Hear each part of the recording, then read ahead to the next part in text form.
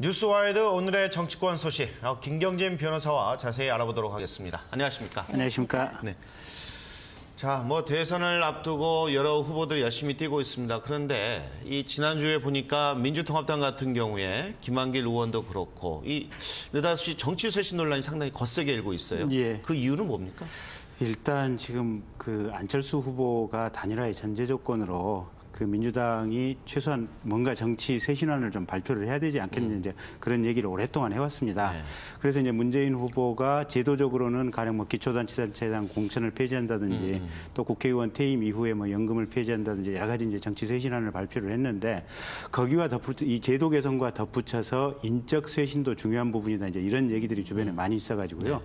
그래서 이제 지난번에 문재인 캠프 선대본에 있는 친노 실무 책임자들 8명이 동반 사퇴를 하지 않았습니까? 그렇죠. 예. 근데 이제 민주당 안에서도 8명 사퇴한 것만 가지고는 부족하지 않느냐. 또 민주당 안에서 말만 용광로 선대위라고 하지 지난번 당내 경선 과정에서 김두관 캠프라든지 손학규 캠프하고 또 이 문재인 캠프 사이에 상당히 많은 이 반목과 알력이 있지 않았습니까? 그런데 그 원인의 근본은 결국은 지금 이해찬, 박지원, 이제 여기가 어떤 배우의 어떤 핵심 진원지다 이제 이런 얘기들이 있었고, 그래서 안철수 후보하고 최종적인 단일화를 하고 또 민주당 내에서도 정말로 용광로 선대위를 진짜로 구성하려면 이해찬, 박지원 두 분이 사퇴해야 된다 이제 이런 여론들이 상당히 있었고, 그래서 문재인 후보 본인이 주도한 것 같지는 않고 문재인 후보 밑에 있는 새정치위원회라고 하는 그 위원회에서 이제 두 분이 좀 사퇴했으면 어떻겠느냐, 특히 이제 지도부가 전면적으로 좀 사퇴를 했으면 어떻겠느냐 이런 의견을 누차해낸 것 같고. 그 과정에서 김한길 최고가 그럼 좋다, 그럼 나부터 사퇴를 하겠다라고 해서 사퇴를 했고 지금 이종걸 추미애 최고위원도 아마 이제 동반 사퇴 의사를 밝힌 것으로 지금 이제 드러나고 있고요. 제 상황은 그렇고 다만 이제 어제 저녁인가요? 어젠가 안철수 후보가 제주도에서 이제 사퇴에 대해서 민주당 내에서 개파의 이익을 추구하는 세력이 있고 그 사람들 때문에 지금 내가 올 4월 국회의원 선거에서 야권을 돕지 않았다라는 이제 얘기들이 있어가지고 오히려 지금 논란이 가중되고 있는 상황인 것 같습니다. 자, 그렇다면 지금 문재인 후보의 입장은 어떤가요? 문재인 후보는 지금 새정치위원회에서 이제 어떤 사퇴 건의가 나왔고 또 김한길 최고위원이 사퇴를 했을 때 보인 반응은 일단 좀 시간을 달라. 또 내가 좀 정리를 해보겠다. 그리고 인적 사퇴만이 능사는 아니지 않느냐. 그래서 약간은 부정적이지만 그렇다고 해서 이해찬, 박지원 두 분 사퇴에 대해서 적극적으로 반대한다 이런 입장은 아닌 것 같습니다. 근데 이제 문재인 후보 입장이 그런데 이제 그런 상황에서 이해찬, 박지원 두 분은 아니 우리들은 이미 사실상 2선으로 물러나서 지금 이해찬 후보랑 심야 회동을 했다는 이야기도 들리던데. 예. 어떤 내용이 논의가 됐을까요? 그러니까 안철수 후보가 어제 제주도에서 그 발언을 하고 이제 문재인, 이해찬 두 분이 만났다는 것 같고요. 아마 결국은 이제 사퇴 여부에 대해서 이제 상당한 논의가 있었을 것 같고 사퇴 시점이라든지 사퇴를 하게 된다면 어떤 형태를 취해야 될 것인지 아마 그런 논의가 있지 않았을까 싶은데 구체적인 내용은 아직은 나오지는 않는 상황입니다. 지금 돌아가는 내용을 보면 결국에는 민주당 쪽 같은 경우에 새정치위원회에도 제가 듣기로는 시민 캠프 출신들이 주축이 됐다고 제가 이야기를 들었는데 이제 그분들의 입장에서는 사실 이제 이번 대선에 참여는 했지만은 친노 세력들이 문재인 후보를 둘러싸고 있으니까 자신들이 활동할 공간이 없고 이렇다면 대선에 승리한다 손 치더라도 우리 입장에서는 별 소용이 없는 게 아니야. 사실 그런 이야기도 있던데요. 이제 그분들 입장에서는 그럴 수는 있는데요. 사실은 이제 문재인 후보 입장에서도 상당히 딜레마인 게 지금 이해찬, 박지원 두 분의 어떤 노력으로 인해서 문재인 후보가 민주당 내의 후보로 선출된 입장이 큰데 거꾸로 이제 두 분이 존재하기 때문에 과거에 이제 당내 경선 과정에서 김두관 캠프라든지 손학규 캠프하고도 또 상당히 감정적 골이 있었던 것이 해소가 되지 않고 또 국민들 제3자 관점에서 봐서 이해찬, 박지원 두 분에 대해서 이제 긍정적인 좋은 이미지를 갖고 계신 일부 국민도 있겠지만 상당 정도는 이해찬 대표 같은 경우는 친노 패권주의의 가장 정점에 있는 사람으로 보고 있고 또 박지원 원내대표 같은 경우는 호남이라고 하는 지역주의의 또 정점에 있는 어떤 인물로 보고 있기 때문에 이 두 분에 대해서 의외로 부정적 인식을 가지고 있는 국민들이 상당히 있고 그래서 정말로 이 후보 단일화를 하고 국민 통합의 어떤 선거 과정을 만들어 가려면 두 분들에 대한 그런 국민들의 인식이 옳고 그르고를 떠나서 사퇴를 해줘야 맞지 않느냐. 네. 아마 이런 의견 때문에 새정치위원회에서 그런 의견을 냈다고 들었습니다. 무소속 안철수 후보가 그런 이제 개파 정치, 어떤 민주당의 개파 부분을 강력히 비판을 했는데 예. 좀 다소 이례적이지 않을까 그런 생각도 드는데 그런 점에서 봤을 때는 결국에는 단일화가 되기 위해서는 좀 민주당 내에서 약간의 인적 쇄신이 이루어지면서 그쪽에서 좀 공간이 있어야만이 예. 이게 서로 합쳐질 수 있지 않겠느냐. 예. 그렇게 되지 않을까 싶은데요. 앞으로 전망은 어떻게 보세요? 지금 안철수 후보가 그러니까 이 지금 사태를 이용해서 일부 비노 또는 반노 세력과 적극적으로 어떤 연합하겠다 이런 차원에서 발언을 한 것 같지는 않습니다. 왜냐하면 7월 달에 출간된 그 안철수의 생각 책에서도 보면 본인이 그 4월 선거에 대한 평가를 하는 과정에서 그런 점이 문제가 있다라고 이미 평가를 했던 적이 있기 때문에 그 생각을 지금 고스란히 그대로 얘기를 해버린 다시금 얘기를 해버린 셈인데 결과적으로 이렇게 되면 안철수 후보와 또 민주당 내의 비노 반노 세력과의 어떤 자연스러운 연결고리가 맺어질 수도 있는 상황이어서 조금 지켜봐야겠습니다. 네, 지난 한 주간 또 정치권의 이슈를 살펴보면 먹튀 방지법 그리고 예. 투표 시간 연장이 뜨거운 쟁점이 됐었던 예. 것 같은데 먼저 먹튀 방지법에 대한 얘기부터 조금 해볼까요? 예. 이름부터가 자극적인 것 같아요. 예. 그 먹튀 방지법이라고 하는 단어를 누가 썼는지는 모르겠는데 네. 그 참 사람들의 생각을 호도하는 단어인 것 같아요. 결국은 이제 간단하게 얘기를 하면 정치자금법 개정안이거든요. 네. 그러니까 먹튀 방지법이라고 하는 법을 새롭게 만드는 것이 아니고 정치자금법을 개정을 하는데 정치자금법에 보면 이제 우리나라의 정당 정치를 활성화시키기 위해서 정당에 여러 가지 보조금을 주도록 돼 있습니다. 예. 평소에도 이제 정당 활동 보조금이 나가고 또 정당에서 특정 선거에서 후보들을 배출을 하면 그 후보들을 선거 과정에서 후보를 지원하기 위한 정당 활동 자금으로 보조금이 나가는데 가령 이제 야권 단일화가 앞으로 이루어지고 그래서 혹여 지금 안철수 후보로 단일화가 된다 이랬을 경우에는 민주당 후보 같은 경우 문재인 후보가 등록을 했다 사퇴를 하게 되면 일단 그 정당 보조금 후보를 낸 것에 대한 정당 보조금이 나갔다가 지금까지 법규에 의하면 그걸 다시 환수할 수 있는 법적 근거가 없었습니다. 네. 그래서 새누리당에서 이제 앞으로 그러면 그랬을 경우에는 이 선거에 후보가 나간 것에 대한 정당 보조금이기 때문에 결국은 다시 환수를 하도록 법을 바꿔야 되지 않느냐. 결국은 정당 보조금 환수법인데 네. 이걸 먹튀 방지법 이렇게 표현을 해버리니까 네. 그 보조금이 얼마나 되는 건가요? 보조금이 대략 한 350억, 400억 정도 되는 덩치를 가지고 네. 그 이전의 선거에서의 득표율 또 정당 지지율 몇 가지 요소를 가지고 적당하게 분배를 하도록 돼 있습니다.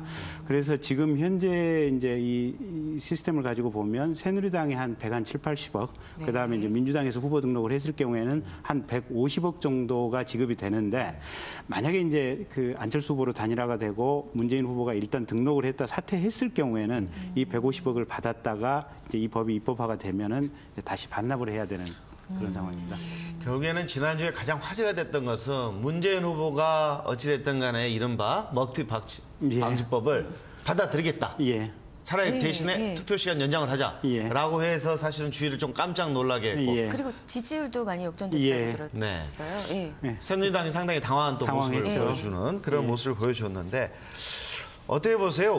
왜 민주당 입장에서는 이렇게 그 150억 원이라는 어떤 막대한 비용을 치러서라도 예. 투표 시간 연장을 추진을 하는 걸까요? 그러니까 일단 국민들의 명분을 충분히 얻을 수 있고 국민적 공감대가 이미 형성된 것이 투표시간 연장에 관한 부분이거든요. 네.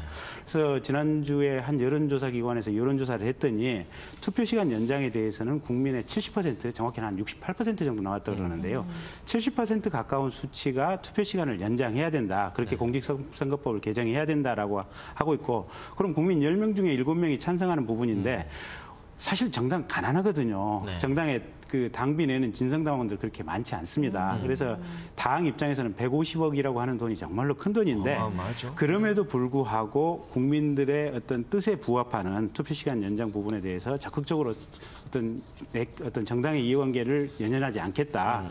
이제 이런 의사를 피력한 것이고 네. 그게 국민들 입장에서는 일단 국민들의 정서에도 맞고 또 자기의 어떤 희생이 전제가 되는 상황이니까 멋있게도 보이고 또 분명한 것은 이게 의사 표시가 좀 분명한 대통령 후보를 좋아하는 것 같아요. 근데 박근혜 후보도 보면 이제 투표 시간 연장에 대해서 처음에 기자들이 물어보니까 아니 뭐 제가 상관할 일은 아닌 것 같고 여야가 합의하면 어떻게 해결되지 않겠습니까? 근데 본인이 사실은 여당의 대표주자 아니겠습니까? 그리고 이제 안철수 후보 같은 경우도 단일화에 대해서 계속 이제 어떤 애매모호한 발언들을 하고 있는 상황에서 문재인 후보가 명확하게 어떤 선을 그어주는 모습을 보이고 있고 그런 면들이 국민들 입장에서는 속 시원하게 보이는 거죠. 그래서 문재인 후보에 대한 지지도가 높아지고 자연스럽게 어떤 안 단일화 과정에서도 약간의 어떤 우위에 좀 가는 이런 형국인 것 같고 그래서 지난 주말 여론조사 결과들도 대체로 지금 문재인 후보한테 우호적인 수치들이 많이 나오고 있는 것 같습니다. 그런데 문제는 또 투표 시간 연장을 국민들이 많이들 찬성을 하지만 이 연장했을 때 비용이 많이 들잖아요. 그 문제를 두고 여야의 생각 계산법이 조금 다른 것 같아요. 그러니까 여야 다르고 또 선관위 다르고 국회 예산정책처 다르는데 선관위는 한 3시간 정도 늘렸을 때 100억 정도가 더 든다. 그게 이제 새누리당에서 이제 선관위 입장을 가져다가 얘기하고 100억이면 큰 돈이다. 아니 그거 청년실 구제하는 데 쓰면 얼마나 좋겠느냐 이런 얘기고 야당 쪽에서는 3시간 늘려봐야 그 국회 예산정책처 추계에 의하면 한 48억 정도 든다. 똑같은 3시간인데 왜 이렇게 2배 가까운 이제 이 비용이 드느냐 이제 이 부분인데 대체로 보니까 그런 것 같아요. 지금 현재 우리는 6시부터 6시 아닙니까? 12시간 투표를 하는 개념인데 3시간을 늘리면 15시간 투표란 말입니다. 그러면 선관 입장은 15시간을 한 사람이 일할 수는 없다. 그러면 7시간 반, 7시간 반 결국은 2교대로 사람을 뽑아 써야 되고 그렇다고 치면 일당이 곱하기 2로 돼야 된다. 이제 이래서 그 추계가 대략 이제 100억 정도 든다. 이제 이런 식의 얘기고 국회 예산정책처 계산의 근거는 아니 12시간 플러스 3 아니냐. 3시간이 더 는다. 그러니까 원래 12시간 했던 사람들은 사실은 5시간 정도가 근무가 줄어드니까 결국 시급 계산으로 하면은 한 48억 정도 추가하면은 된다. 이제 이런 입장들인데 사실은 국가의 1년 예산이 지금 340조 가까이 되거든요. 340조가 조하면은 9,999억이 340개가 있는 게 340조 아니겠습니까? 근데 9,999억에 한참 못 미치는 100억이면 사실 군대에서 아파치 헬기 하나 사는 비용도 안 되거든요. 도로 연장에 도로 뭐 얘기하는 50m 연장하는 비용인가 뭐 그렇다고 그러는데 그 정도를 들고 대통령 투표를 좀 더 많은 사람들이 해서 국민들의 어떤 모든 사람들이 공감할 수 있는 대통령을 뽑을 수 있다면 100억 정도는 쓸 수 있는 것이 아니냐. 또 한 가지가 이제 선관위에 투표 홍보 비용이 100억 정도가 책정이 됐다 그래요. 근데 홍보하는 게 아니고 실제 투표 시간 연장하는데 그 돈을 써보시면 될 거 아니냐 그런 얘기. 근데 뭐 사실 새누리당 주장 입장에서는 과거 사례를 봤었을 때 투표 시간을 연장을 한다고 해서 꼭 투표율이 높아지는 건 아니다. 이제 그런 부분을 지적을 하고 있는데 아무래도 뭐 여야 셈법이 좀 틀리겠죠. 뭐 노년층에 대해서 좀 젊은 층을 좀 집어넣어야겠다. 이제 그렇게 이제 좀 막공방을 지금 그렇게 하고 있는 상황인데 뭐 방금 말씀하신 것처럼 일단은 국민들한테 비춰질 때는 좀 새누리당의 좀 변명이 좀 명분이 조금 약한 것 같아요. 많이 궁색해 보이죠. 자, 그런 과정에서 이제 새누리당 쪽에서 고심고심하다가 이제 지금 부각을 시키고 있는 게 이제 여성 대통령론이 아닐까 싶어요. 그 부분에 있어서는 여성 대통령이 된 것만으로도 상당한 변혁이 될 수가 있다라고 이제 주장을 하고 있고 이제 그 부분에 대해서는 민주당 쪽에서 좀 반박이 나섰죠. 이제 민주당 반박 또 새누리당의 재반박 또 한 가지가 모 TV 채널에서 황상민 교수가 나와서 이제 한 단어 때문에 또 이제 많은 논란이 가중이 되고 있는데 이게 사실은 생각해보면 간단한 문제입니다. 집안에서도 보면 아버지처럼 성격이 불같은 엄마가 있을 수 있고 또 사실은 엄마 대신해서 아이들 감싸주고 정말 따뜻하고 포근한 아빠도 있을 수 있거든요. 그러니까 어떤 생물학적인 성이 남성이냐 여성이냐를 떠나서 이 분의 개인적인 성향이나 성격 이게 이제 어떤 특성을 가지고 있느냐 이제 이런 점에서 이제 민주당이라든지 황상민 교수가 아마 그런 발언을 하려고 했었던 것 같고 근데 이제 굳이 그런 논란을 할 필요가 없지 않았을까. 사실은 보면 이제 과거 역사에서도 봐서 이제 여성 지도자들이 좀 뭐 있었지 않았습니까? 청나라 초기에 보면은 효장왕 태후처럼 정말로 청나라 개국 초기에 국가를 안정의 기틀로 이렇게 하고 또 국가의 번영의 어떤 초석을 만든 네. 여성 리더십이 있었던가 하면 또 청나라 말기에 서태후 같은 경우는 국방 예산을 가지고 사실은 개인 정원 만드는 데 써가지고 국가를 망하게 해버렸거든요. 그래서 여성이냐 남성이냐 이것이 어떤 지도자를 선택하는 데는 지금은 아무런 어떤 기준이 될 수가 없습니다. 최근에 한 10년 전부터 이제 저 법조계에 있어서 많이 하는데요. 법정에 가보면 여성 판사님들이 대부분입니다. 아, 그럼요. 예, 그러니까 사법시험 합격하고 판사 임용되는 수치 한 60% 가까이가 여성 판사님들이기 저희 때문에. 언론계도 마찬가지입니다. 예. 여기자도요. 예, 그래서 예. 이제 더 이상 우리 사회에서는 이게 성별을 가지고 어떤 직업적 기준 또 어떤 능력이 있느냐 없느냐가 논란이 될 수 있는 부분은 아니고 다만 이제 새누리당 박근혜 후보는 이제 그런 점에서 약간 어떤 자기 자신의 강점이라고 생각되는 측면을 여성 어떤 회의 모임에서 가볍게 피력을 한 건데 네. 그걸 가지고 오히려 이제 민주당에서 반박을 하고 또 논란이 확대 재생산되다 보니까 시끄럽게 됐는데 사실 그거는 그냥 조용히 침묵하고 있었으면 되는 문제들. 그러니까요. 사실은 예. 어떻게 보면 여성이라는 거는 지금 예. 한국 사회에서는 상당히 강점이 될 수가 있는데 예. 그 부분을 그냥 민주당에서 인정하고 네. 여성 대통령이 만약에 만들어진다면 충분히 좀 그런 부분을 기대를 하겠다라고 해서 넘어가면 될 걸 가지고 좀 제 생각에는 괜히 공격을 해서 키워주는 게 아닌가 그런 생각이 드는데요. 차라리 그러니까 여성 대통령론 입장에 대해서 민주당에서 맞받아친다면 박근혜 후보 여성성을 가지고 논란을 할 게 아니고 그렇죠. 우리 당에 있는 여성 정책은 이러이러한 점이 있다. 그래서 우리 당 후보는 남성임에도 불구하고 예. 여성 프렌들리한 정책이 이렇게 좋은 그렇죠. 정책이 있다. 이렇게 얘기를 했어야 되는데 예. 약간 좀 그렇죠. 좀 그런 부분은 예. 그 지난주 상황을 봤었을 때 좀 아쉬운 측면이 예. 없지 않아 있어요. 네. 네. 뭐 새누리당 박근혜 후보가 야권 단일화 폭풍에 맞설 묘안으로 4년 중임제를 예. 내세우고 있다는 얘기도 들었는데요.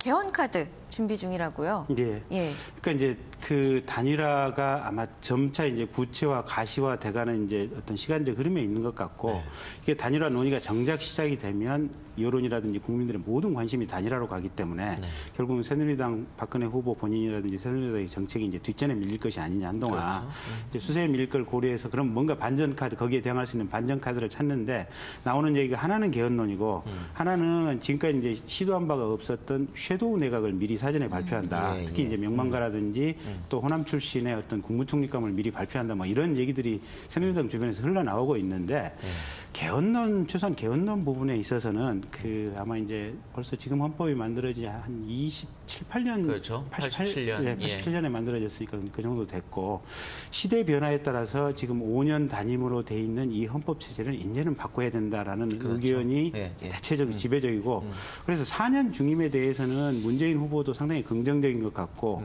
또 안철수 후보 쪽도 흘러나오는 얘기가 상당히 긍정적인 것 같습니다. 그래서 4년 중임제 헌법 개헌에 대해서는 아마 국민들의 대체적인 여론이 의견의 일치를 대강은 보는 것 같은데 새 후보들 사이에도 그렇게 크게는 변화가 아니 차이점은 없는 것 같고요. 예. 다만 이제 세부적으로 부통령제를 도입하느냐 마느냐 아니면 현재처럼 총리인데 조금 더 총리의 권한을 강화하는 방향으로 가느냐. 근데 딱 하나 우려스러운 것은 이게 개헌이라고 하는 개헌 논의가 시작이 되면 우리 사회의 모든 이슈들이 사실은 거기에 블랙홀처럼 빨려 들어갈 수 있는 우려가 있습니다. 판도라의 상자가 일종의 열리는 것인데 이게 4년 중임 이 원포인트 문제가 아니고 사실은 지방과 중앙정부 간의 권력 배분을 어떻게 할 것이냐. 지금 매번 지방정부에서 아니 지방자치 한다 그러지만 지방에서 세수를 할 수 있는 권한은 한 20%밖에 안 준다. 그러고 나서 의무는 많이 준다. 그러면 지방에서 자치 세정권을 달라라고 하는 이런 부분이 있을 수가 있을 것이고 또 검찰과 경찰 간의 수사권 조정 문제는 매번 싸움이 있지 않습니까? 그러면 경찰 우리 이제 검사 필요 없이 직접 수사하고 뭐 직접 영장 청구할 수 있는 이런 헌법 개헌을 해달라.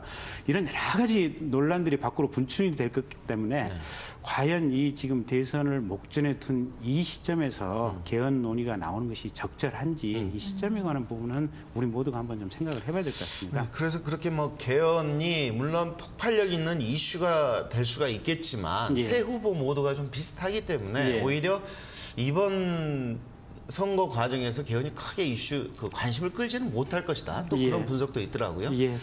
그런 측면에서 한 가지만 더 궁금한 게 있어요. 아무래도 우리 김 변호사께서는 법조계 출신이시니까 지난주에 안철수 후보가 이제 사법개혁안을 발표를 했지 않습니까? 검찰개혁안. 그중에 대검 중수부 자체를 폐지를 하겠다라고 이제 그런 지적을 했는데 사실 법조계에서 최근에 이런 그 새 후보들에 나오는 어떤 검찰 개혁안에 대해서 법조계는 어떻게 바라보고 있습니까? 그러니까 여러 가지 상반되는 의견이 있죠. 그러니까 대체로 수사에 대한 이제 지금도 보면은 이명박 이제 대통령 변호인 쪽에서 보면 특검이 과잉하게 수사를 하고 있다. 그러니까 수사를 받고 당하는 쪽에서 보면 수사기관이 항상 과잉되고 너무 인권 침해하면서 수사를 하고 있고 좀 문제가 있다. 이제 이런 관점에서 보고 반면에 어떤 문제가 있으면 속 시원히 밝혀주는 입장에서 보면 검찰이 무능하고 또 이게 정치권하고 뭔가 이렇게 결탁해 있는 것이 아니냐 이제 이런 얘기들이 많이 나오고 있거든요. 네. 그러다 보니까 특검이 나오는 것도 사실은 대체로 지금까지 특검이 어떤 사안에 대해서 명확한 진실을 규명했다기보다는 국민들이 의혹을 가지고 있는데 검찰이 아닌 특검이 수사함으로써 그래도 검찰 수사가 크게 틀리지 않았다. 이걸 확인하는 정도에 그쳤던 경우들이 많거든요. 네. 그런데 중수부 폐지 문제만 해도 사실은 중수부라고 하는 것은 검찰총장 바로 직속에 있는 수사기관이고요. 근데 이제 검찰총장 같은 경우는 직접 대통령이 임명을 하는 자리입니다. 그리고 어쨌든 대통령이 가장 신임할 수 있는 사람을 임명한다고 하는 그런 자리이기 때문에 결국은 중수부에서 수사를 한다고 하는 것은 검찰총장의 어떤 지침 그리고 검찰총장의 의중은 대통령의 의중이 내려와서 한다.